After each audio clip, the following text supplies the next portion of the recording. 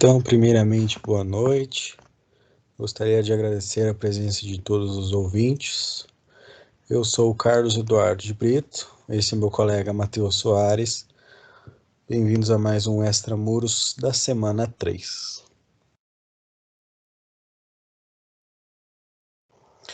Nosso caso clínico, paciente VM, feminino de 47 anos, natural e procedente de São Pedro do Iguaçu, agricultora, viúva, gesta 4, para 2, cesárea 1, aborto 1.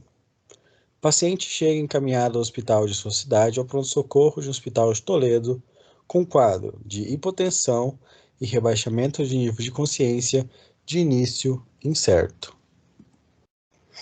A admissão, uma PA de 94/63, então estava hipotensa, saturando 93%, uma frequência cardíaca de 103 BPM, frequência respiratória de 14 IPM, temperatura de 36,7 graus Celsius, um HGT de 133, trazida pela equipe de atendimento com uso de ventilação não invasiva, com uma FO2 de 30%, correndo 12 litros por minuto. Ao exame físico, na inspeção, paciente com rebaixamento do nível de consciência, obnubilada, confusa e desorientada em relação ao tempo e ao espaço. Apresentava um Glasgow 12, com pupilas isocóricas e fotorreagentes. Presença de sinais sugestivos de desidratação, como em mucosas, como peles secas. Ausculta cardíaca, ritmo regular, taquicárdica, em 2 tempos, sem sopros, com bulhas normofonéticas. Ausculta pulmonar, murmúrios vesiculares positivos presentes, bilateralmente com presença de roncos difusos. Abdômen, ruído aéreos presentes e universalmente distribuídos, flácidos, sem massas ou visceromegalias, descompressão dolorosa não interpretável em função do rebaixamento do nível de consciência da paciente. Os membros inferiores, as panturrilhas estavam livres, sem edema, pulsos finos e simétricos. Conhecendo melhor um pouco a história da paciente, o plantonista conversava com o acompanhante da paciente, AD, e coleta algumas informações importantes em relação à mesma. Descobre-se então que ela é hipertensa, dislipidêmica e faz tratamento para transtorno afetivo bipolar. Está em uso no momento de losartana, furosemida, simvastatina e carbonato de lítio. Na história familiar dessa paciente, a acompanhante era amiga da família da paciente e forneceu as seguintes informações. O pai era hipertenso, diabético e dislipidêmico, tendo falecido há alguns anos por conta das repercussões de uma neoplasia pulmonar. A mãe ainda é viva, porém acamada em consequência das sequelas de um AVC isquêmico sofrido há cerca de 2 anos. Nos hábitos de vida, a paciente é fumante desde os 17 anos de idade, 30 anos maço, e faz um consumo esporádico de bebida alcoólica. Trabalhou a vida inteira com atividades relacionadas à agricultura, como plantio, colheita e pulverização com herbicidas. Agora, nos últimos meses, estava mais apática, com um embotamento afetivo, mas a acompanhante associou que poderia ser por conta de problemas pessoais que a paciente vinha enfrentando. E como essa paciente foi encontrada? A acompanhante referiu ter ido visitar a paciente, que morava sozinha em sua casa. A mesma foi encontrada desorientada, obnubilada, respondendo de maneira esparsa e desconexa aos estímulos e às perguntas que lhe eram direcionadas. Na conduta, foi realizada a monitorização, um acesso venoso para reposição de volume, oxigenoterapia, solicitação de exames laboratoriais, sondagem vesical, uma TC de crânio, pois se pensava em um acidente vascular encefálico ou em um trauma. Aqui estão os exames laboratoriais que foram solicitados.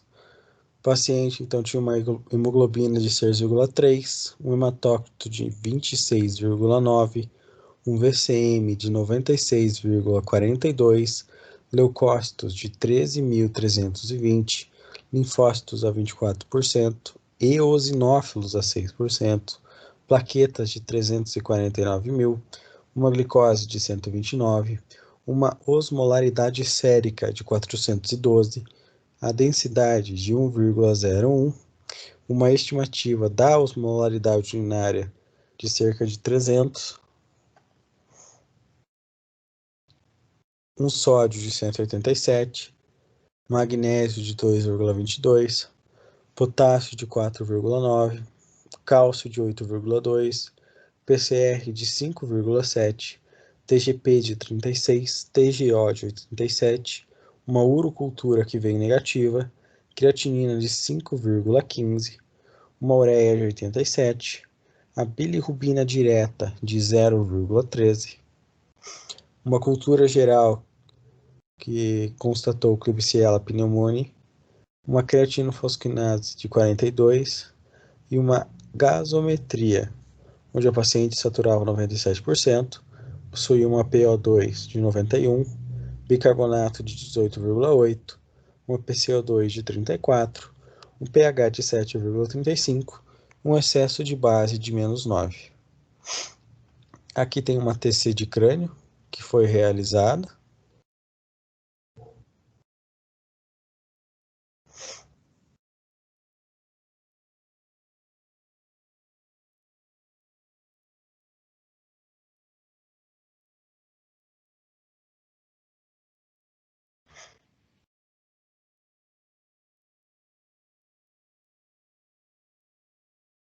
Vamos mais uma vez.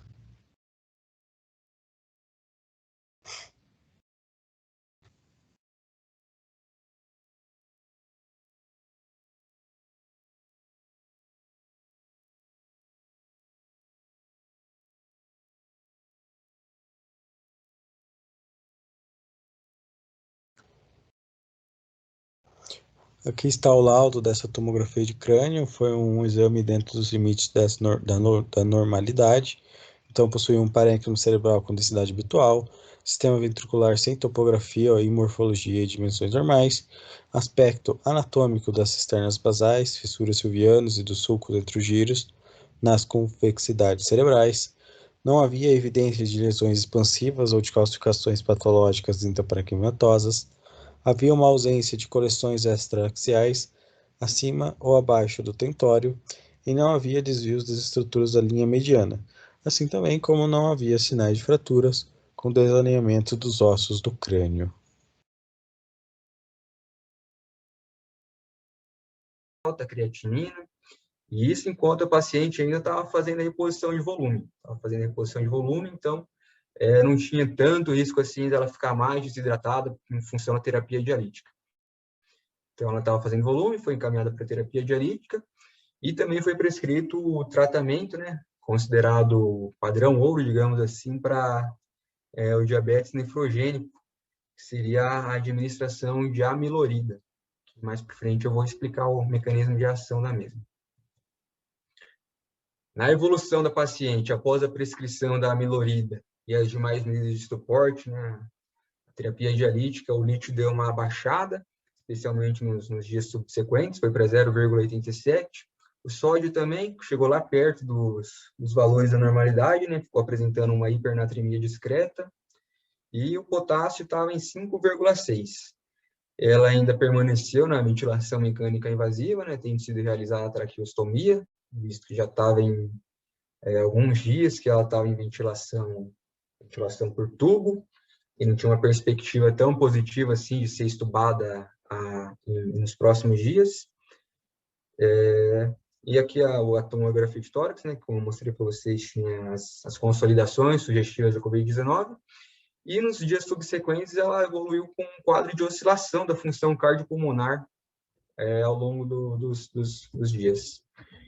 Então, essa aqui foi uma paciente que ficou bastante tempo ali na unidade de terapia intensiva, né? Chegou, se não me engano, no começo no meio, aliás, do mês de março, e ficou aqui até o dia 24 de abril. Então, eu trouxe um resuminho aqui para vocês, para a história não ficar muito intensa, em meio a tantas condutas e outras terapias que foram adotadas para a nossa paciente, eu trouxe um resuminho aqui.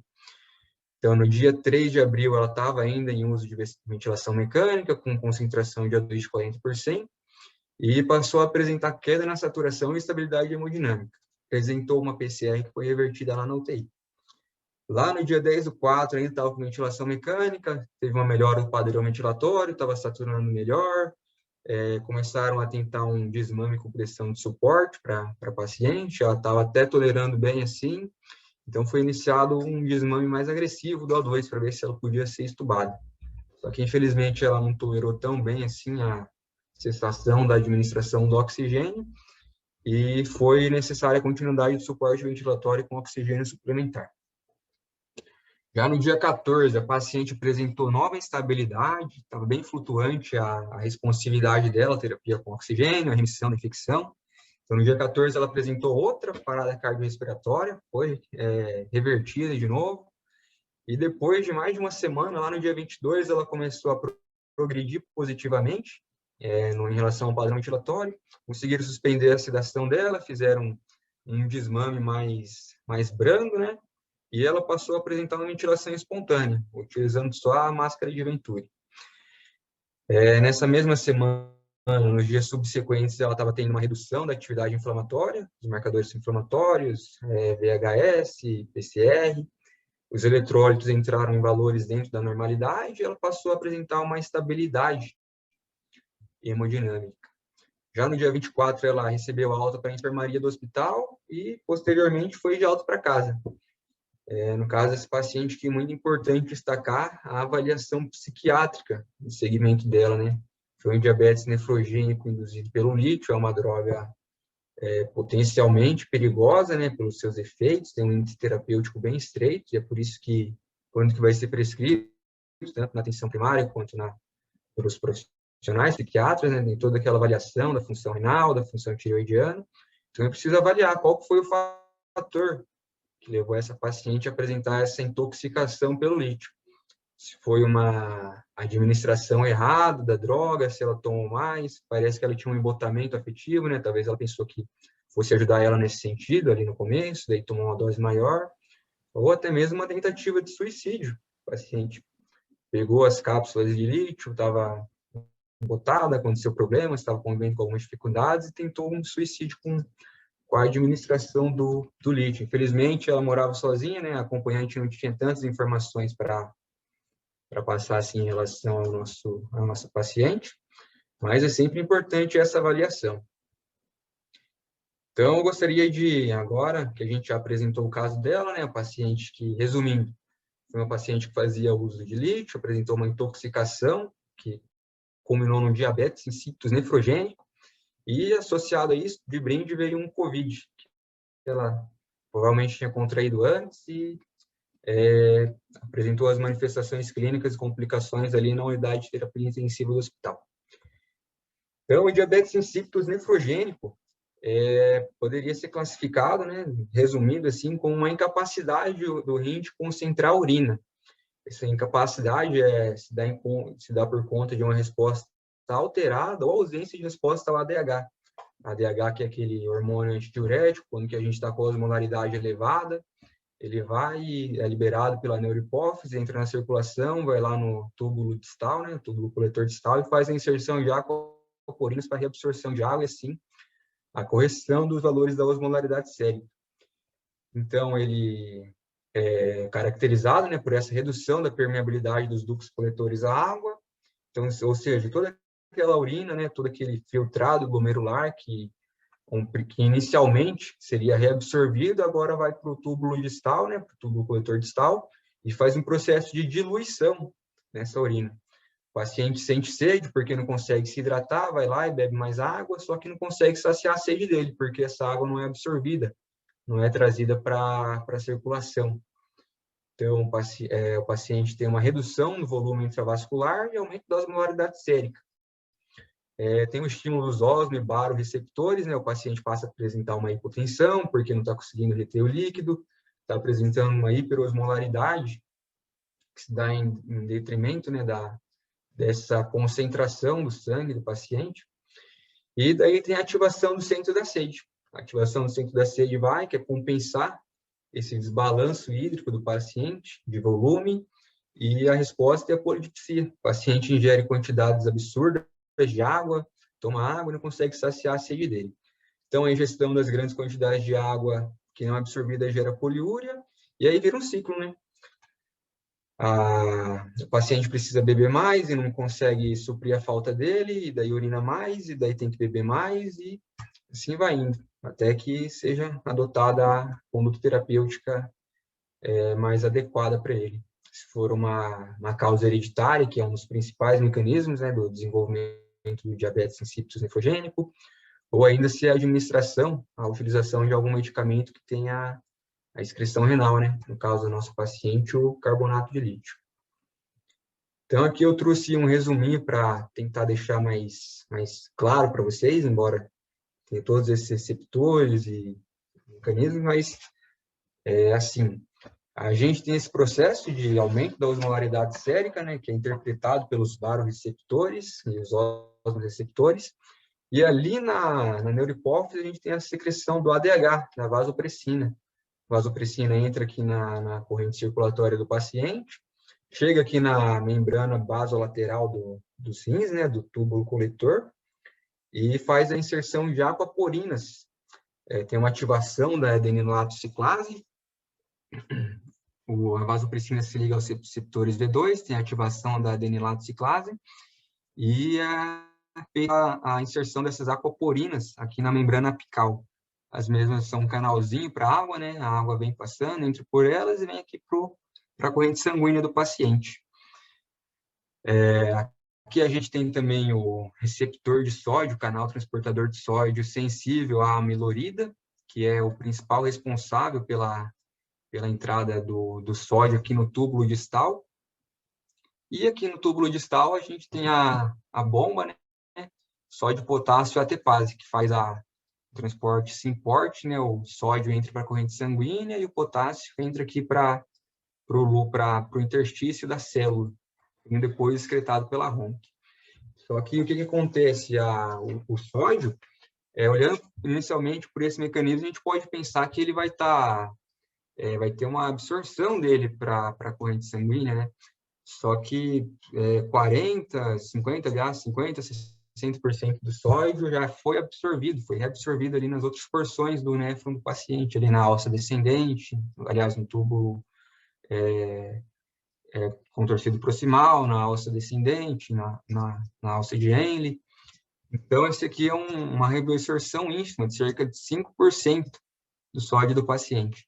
Só que, em compensação, aqui tem uma excreção do potássio, que é bastante interessante. Essa excreção do potássio ele sai da corrente sanguínea e vai para a urina do paciente. E todo esse processo é mediado também pela ação da aldosterona. Ela é responsável pela transcrição gênica desse transportador de sódio sensível à amilorida. E também aqui da bomba de sódio-potássio ATPase. Isso aqui é uma condição normal do paciente paciente normal, né, que não tem diabetes insípidos nefrogênico. Então, o que acontece? No caso do diabetes insípidos nefrogênico induzido pelo lítio, como relatado aqui no nosso caso clínico, a gente tem o lítio circulando aqui, ele foi filtrado, daí chega aqui no receptor de sódio sensível à amilorida. E o que acontece? O lítio é de 1,5 a 2 vezes mais apto para ser transportado pelo transportador de sódio do que o próprio sódio. Então, o lítio entra aqui, ele é internalizado, né? E daí ele causa uma inibição dessa GSK38. Ela, por sua vez, faz a inibição da expressão das aquaporinas, né? Que são as responsáveis pela absorção da água, da retenção de volume do paciente. E inibe também essa expressão do canal de sódio sensível à amilorida. Ela também exerce um efeito inibitório sobre a ação da aldosterona, ou seja, o sódio que seria absorvido, né, ele tem o transporte dele interrompido aqui no transportador, e também faz a inibição da expressão do fator... do receptor de aquaporinas, aliás, de vasopressina. Por isso que o diabetes insípidos nefrogênico é não responsivo à vasopressina.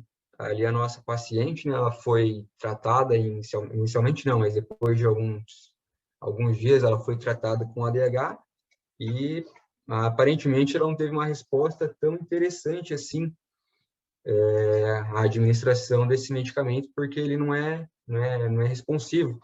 Pode até chegar aqui no receptor, só que não vai ter o receptor, já que não tem o receptor para ele, né, que foi inibido pelo lítio, então não tem a inserção das aquaporinas e toda essa água é excretada via túbulo coletor distal. Então, entendendo um pouco melhor a clínica da nossa paciente, né? Ela estava apresentando um rebaixamento do nível de consciência, um estado torporoso, que poderia, né, ser justificado inicialmente por essa hipernatremia e hipercalemia que a paciente apresentou. Não estava reabsorvendo água, né? Nos casos que não seria uma hipernatremia ou uma hipercalemia por um aumento da ingestão ou por uma inibição da secreção. Seria mais mesmo por conta da não absorção da água. Estava causando uma hemoconcentração da água, estava aumentando a osmolaridade sérica, diminuindo a osmolaridade urinária, e a paciente apresentou aumento desses íons e, portanto, estava apresentando o torpor dela. O aumento da creatinina e da uremia da paciente, ela estava bem urêmica lá no começo, né? Pode ter sido ocasionado, e talvez tenha sido mesmo, né, pelo depósito de lítio a nível tubular, que depletou um pouco a função renal da paciente. E a poliúria e a polidipsia foi, como eu expliquei ali, a ausência do efeito de absorção hídrica induzido pelo ADH, que ocasionou um aumento da osmolaridade, diminuição do volume intravascular, e, consequentemente, o estímulo do centro da sede. A paciente morava sozinha, né? A gente não conseguiu a informação se ela estava ingerindo quantidades copiosas de água nos dias pregressos àquele em que ela foi encontrada, mas provavelmente ela estava fazendo consumo bem excessivo de água ou outras fontes hídricas. Então, a gente tem que ficar bem esperto, porque, embora, né, seja uma afecção bem rara, assim, bem rara não, mas não é tão comum de encontrar um diabetes nefrogênico induzido pelo uso de lítio, né, até por conta de todos os protocolos e exames que são pedidos antes da administração dessa droga. A gente encontrou aqui na literatura um estudo do Bottom, né, envolvendo 1.172 pacientes, onde 54% dos mesmos apresentaram características do quadro de diabetes insípidos nefrogênico, embora não tenham precisado de hospitalização, mas eles relataram que apresentaram um aumento da urina, né, uma poliúria, uma polidipsia. Então, é importante ficar esperto com a administração dessas drogas, especialmente na atenção primária. A terapêutica, como já foi descrito aí no começo, né, aliás, na intervenção da paciente, o tratamento é feito com o uso da amilorida, que ele bloqueia a entrada do sódio na célula inicialmente, né, pelo esse transportador de sódio sensível à amilorida, mas também inibe a entrada do lítio. Inibindo a entrada do lítio, ele não consegue exercer aquele efeito lá de ativação da GSK e de inibição da ativação, da síntese, da transcrição das aquaporinas e dos receptores de vasopressina. Daí o lítio pode ser lavado, vai sendo diluído, excretado renalmente aos poucos, e daí a paciente vai recuperando a função dela. Isso quando não tem níveis tão altos assim, né, que necessita de uma conduta mais agressiva, como, por exemplo, uma terapia dialítica. Então, e todas as complicações, né, do diabetes insípidos nefrogênicas, elas podem ser prevenidas por um adequado balanço hídrico, né, ver qual que é a necessidade de reposição da paciente, se ela está muito hipovolêmica, se ela está iniciando um quadro de choque, se a gente tem que fazer uma infusão em bolos mais agressiva. E a terapêutica clássica, né, é a ingesta de líquidos adequada para manter o quadro hemodinâmico da paciente estável, uma dieta hipossódica para diminuir essa absorção do sódio ali nas porções mais proximais do néfron do paciente, assim aumentar ainda mais esse aumento da osmolaridade. Diuréticos tiazídicos, né, como foi utilizado para o nosso paciente, ali a hidrocloro, para tentar corrigir esse aumento do potássio e do sódio. A amilorida e, em alguns casos, né, a indometacina e as combinações dessas medicações, a amilorida, a indometacina e a hidroclorotiazida.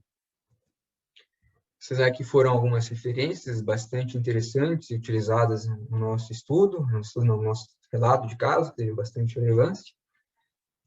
E, por fim, a gente gostaria de estar agradecendo a atenção de vocês e nos colocamos à disposição aí para tirar algumas dúvidas, responder alguns questionários, caso esteja na nossa alçada. Muito obrigado, boa noite. Muito bem, meninos. Um caso muito elegante, nossa, caso complexo, né? E que mostrou uma evolução ampla, né? Em todos os sentidos. Foi um passeio aí dentro da fisiopatologia da doença também. Eu gostei muito da apresentação, slides claros, uma linha de raciocínio bem conduzida, também a explanação, né, da fisiopatologia, achei que ficou bem legal, gostei muito da apresentação de vocês. Esse caso chama a atenção, né, de alguns aspectos, alguns deles, principalmente, relacionados assim, o que será que veio primeiro, né? Será que a paciente teve Covid e daí desidratou e acumulou o lítio? Ou será que ela teve... com certeza esse Covid atrapalhou, porque o Covid também leva a uma insuficiência renal, muitas vezes, nesses pacientes, né?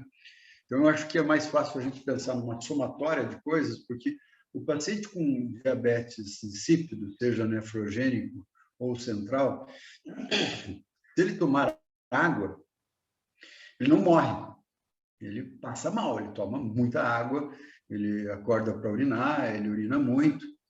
Eu sempre conto de uma paciente minha que ela tomava a bagatela de 27 litros de água por dia. Então, é uma coisa inimaginável, né? A quantidade de 27 litros.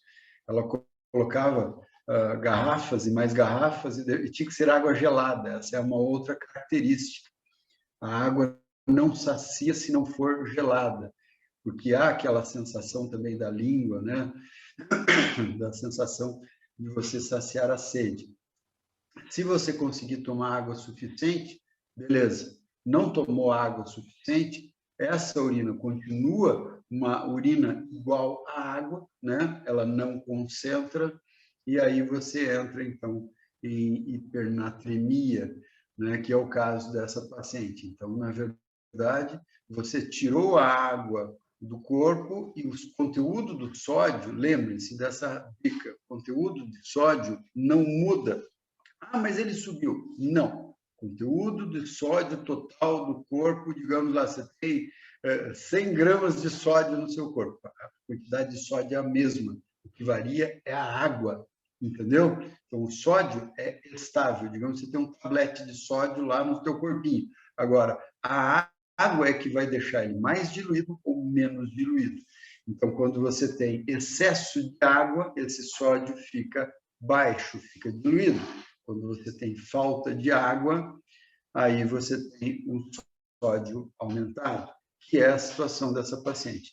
Então, o lítio podendo fazer a lesão renal per si, a desidratação, de repente, porque essa paciente não conseguiu mais ingerir água, pode ter sido a causa, o Covid pode ter agravado. Então, tem várias coisas aí interessantes, mas ela foi muito bem conduzida, né? Inclusive passou por 2 paradas cardíacas e sobreviveu a isso e conseguiu ir para casa. Então, parabéns também à equipe, né, que foi competente para fazer isso. Esses pacientes de Covid têm uma fragilidade hemodinâmica incrível e muitas vezes as arritmias e os distúrbios hidroeletrolíticos, ainda mais nessa paciente, são fatais. Então, é um caso muito, muito interessante. Queria também deixar aberto, né, ao público aí, aos outros colegas que estão juntos, para darem alguma opinião sobre esse caso. Uma ideia também, lembrando, né, meninos, como fazer para você fazer o diagnóstico do diabetes, seja nefrogênico ou seja central, né? Então, você faz a prova salina, né? Você vai deixar esse paciente sem tomar água e ver quanto que ele concentra essa urina. Se ele concentrar, porque você pode ter aqueles casos de potomania, às vezes o pessoal tem uma mania de tomar água e você não sabe se isso é só uma potomania que acaba diluindo muito o sangue dessa pessoa, e também lavando a medula renal, e daí fazendo com que esse paciente não tenha mais um bom poder de concentração. Inclusive, saiu um artigo bem interessante esses dias aí, falando do mecanismo da sede, e se a gente deveria tomar realmente aqueles tais 2 litros de água por dia, contrapondo essa teoria que você tem que tomar no mínimo 2 litros de água por dia. Tá? Então, assim, você se tem uma suspeita de hipotomania ou um diabetes insípido, você vai restringir a água desse indivíduo e você vai pesar esse indivíduo. Vai ver se ele tem perda de peso, vai ver a osmolaridade urinária, a osmolaridade plasmática. Como diz o Neodir, é uma prova de resistência do residente, né? Porque ele tem que ficar correndo de um lado para o outro para ficar checando no laboratório qual que é o resultado ali, para ver quando que interrompe a prova ou se chega a alguma conclusão. E aí você vai dar tratamento. Esses pacientes com diabetes nefrogênico, com lítio, eles não respondem ao ADH ou respondem muito pouco, porque não é que seja um mecanismo de... o ADH vai funcionar, alguma coisa ele vai funcionar, mas devido a essa alta resistência que ele tem pelo lítio, você teria que dar uma mega dose de hormônio antidiurético para tentar sobrepor isso, entendeu? E o uso da indomethacina é aquele mecanismo das prostaglandinas que também vão agir nas aquaporinas, mas eu não sou bom nisso. O meu direito é melhor do que eu. Mas, de qualquer forma, a gente tem que lembrar de tudo isso, né? E do tratamento, que é basicamente água. E daí, depois, você vai oferecer para esse paciente amilorida, ou diurético tiazídico, ou você utilizar o inibidor de prostaglandina, que melhor ainda é a boa e velha indometacina, que é um anti-inflamatório não hormonal muito antigo, ainda sendo usado em algumas condições específicas. Muito bem. Alguma dúvida dos alunos? Meninos, alguma dúvida também de vocês? Muito bem. Eu estou com o pessoal do alarme aqui ligando, né, que está disparando o alarme daqui a pouco. Muito bem. Então, acho que se não tem nenhuma outra colocação, podemos encerrar a reunião. Natan, você está gravando direitinho aí, está tudo indo para a plataforma, né? Isso, o prof. Natan deve ter precisado fazer alguma coisa, mas não, sim, a gente vai organizar certinho para colocar lá. Na semana que vem, nós iniciaremos a plataforma da ECO com as reuniões, que são bem relevantes, sabe? E a gente pode fazer esse consórcio. Então, um consórcio que envolve a Universidade do México, a Universidade do Rio Grande do Sul, a Federal, e a gente tem participado disso, tem sido brilhante, né, a participação ali do professor Otto, principalmente, que tem realmente organizado isso. Eu estou como coordenador, mas devido a tanta coisa que a gente tem, ele que realmente acaba fazendo isso, tá? E eu acho que essa união dos dois vai ser perfeita. Nós vamos ter médicos, uns 8, 10 médicos que poderão participar da nossa reunião, que vão se beneficiar dos casos da Extramuros e que vão ser mais um auditório também para vocês. Por uma condição da ECO, né, da plataforma, tem que ter alguém presencial. Então, quem for iniciar na semana que vem, então deve ser na quarta, deverá ir à sede da Associação Médica para fazer a apresentação. O modelo é o mesmo, deve ter primeiro a apresentação do tema, né, que vai ser escolhido, que eu não sei qual que vai ser o tema, e depois a apresentação do caso clínico. A gente vai negociar com eles lá para ver se a gente consegue colocar vocês um pouco antes, para que vocês possam descansar e também participar dos estudos de vocês, quem está na UTI, para apresentar no dia seguinte, tá bom? Aí o Natan, né, que pode falar para a gente.